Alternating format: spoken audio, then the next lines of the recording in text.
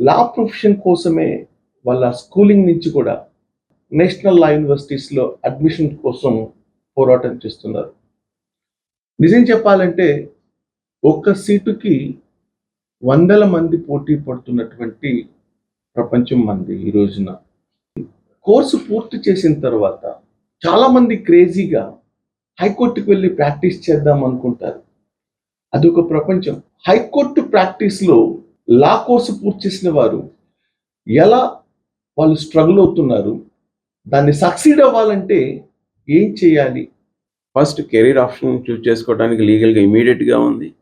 ఎంత సంపాదించాలి అనే దానికి 10,000 నుంచి 10 crores పర్ డే సంపాదించడం అనేది దేర్ ఇస్ ఎ వ్యాస్ట్. ఎవరు సంపాదించగలరు అంటే irrespective of their caste, creed, religion, gender, region, anyone can earn. కాబట్టి ఈ అన్ని రీజన్స్లో ఉన్నాయి. ఇవంతా ఎవరు చేయగలరు? There is a hidden thought process. Only high court అడ్వకేట్సే చేయగలరు, ఓన్లీ సుప్రీంకోర్టు అడ్వకేట్సే చేయగలరు అని చెప్పని ఇది ఒకటి ఉంది.